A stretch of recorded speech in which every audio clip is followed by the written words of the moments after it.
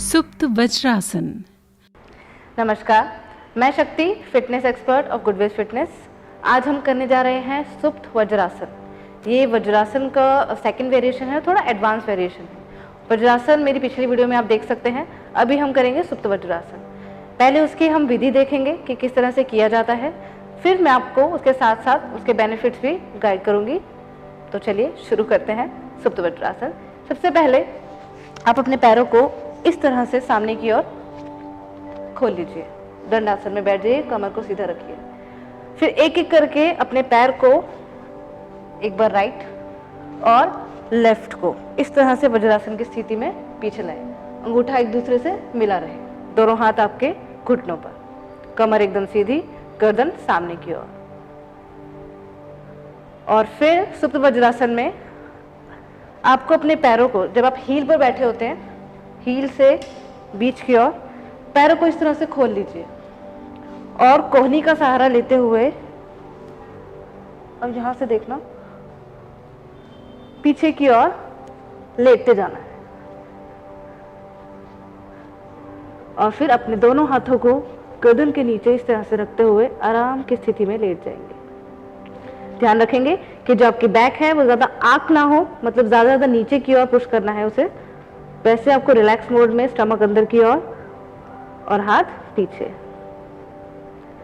अगर आपको करने में दिक्कत हो तो नीज को थोड़ा आप और खोल सकते हैं ताकि थोड़ा और कंफर्टेबल हो जाए।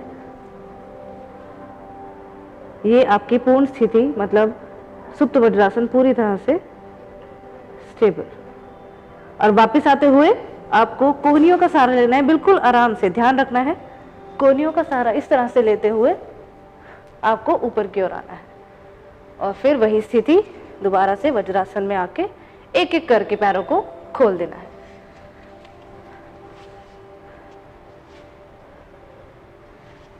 सुप्त वज्रासन वज्रासन की तरह ही है, ये थोड़ा एडवांस वेरिएशन है। इसमें क्या होता है कि जिनको सबसे पहले आपको वज्रासन बहुत दिनों तक लगातार करना है, उसके बाद ये सुप्त वज्रासन करें।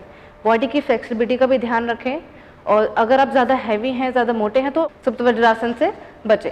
ध्यान रखें जब आप लेटें तो आपको जो कमर है, जो आपकी कमर है, हल्की सी आंख में आ सकती है, बट आपके शोल्डर्स बिल्कुल रिलैक्स्ड हो नीचे की तरफ, गर्दन भी एकदम रिलैक्स, और नीचे जाते हुए कुछ भी टेढ़ा मेढ़ा नहीं करना है। कुछ लोग बहुत गलतियां करते हैं वज्रासन करते हुए कि हील के ऊपर बैठते हैं। सबसे पहले जब वज्रासन बैठ के हील के ऊपर बैठ जाते हैं। आपको हील्स के ऊपर नहीं, हील्स को थोड़ा सा ओपन करके हील्स के बीचों बीच बैठना है। आपके जो हिप्स है वो हील्स के बीचों बीच है। नीचे लेटते बहुत जल्दी करते हैं, एल्बो का सहारा लेते हुए एकदम से पीछे लेट जाते हैं, तो वो भी गलत है। धीरे धीरे किसी एक्सपर्ट की राय में, अगर आप बिल्कुल बिगिनर हैं तो एक्सपर्ट की राय के मुताबिक ही सुप्त वज्रासन करें। तो चलिए चलते हैं इनके फायदे पर। सुप्त वज्रासन में आप जब बैठते हैं तो आपकी पूरा खिंचाव आपके थाई से होते हुए आपके स्टमक और आपके अपर, पूरा एकदम खिंचाव आता है बॉडी में, जिससे आपके थाइस भी टोन होती हैं, आपका स्टमक भी अंदर होता है, और आपकी अपर बॉडी भी एकदम टोन होती है। जिनको अस्थमा है, अस्थमैटिक प्रॉब्लम है, उनके लिए भी सुप्त वज्रासन बहुत ही बेनिफिशियल है। सुप्त वज्रासन नकारात्मक विचारों को भी दूर करता है। अगर आपको कुछ इस तरह के विचार आ रहे हैं, तो अगर आप इस पोस्चर में आराम से लेटते हैं तो आपके विचार आना, जो और भी विचार हैं, ज़रूरी नकारात्मक, कोई भी विचार आपको आना बंद हो जाते हैं और आप बिल्कुल आराम की स्थिति में पहुंच जाते हैं। सुप्त वज्रासन से आपको बैक, जो स्पाइनल है, वो काफ़ी स्ट्रांग होती है, और आपको अगर साइटिका का पेन है तो वो भी काफ़ी रिलीव होता है। बट इसको एक्सपर्ट की राय में करें। अगर जिनको साइटिका का पेन है, बिल्कुल आराम से, ज़्यादा ओवर स्ट्रेच ना करें।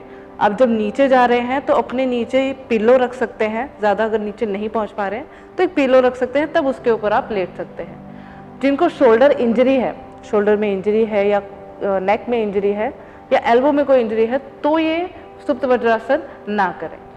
सुप्त वज्रासन करने से आपके फेफड़ों तक काफ़ी ऑक्सीजन पहुंचती है। आपका जो ब्लड फ्लो है आपके सर की तरफ पहुंचता है, जिससे बुद्धि का विकास होता है।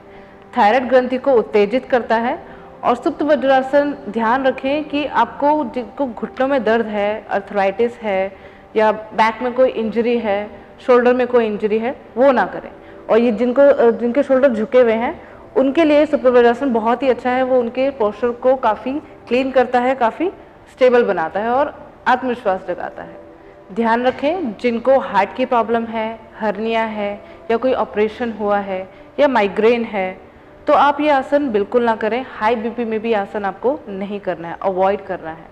तो ये अब कुछ चीज़ों का ध्यान रखें, विधि और इनके फ़ायदों को देखते हुए आप इस आसन को ज़रूर कीजिए और किसी एक्सपर्ट की राय में कीजिए। Thank you so much. दोबारा मिलते हैं। धन्यवाद।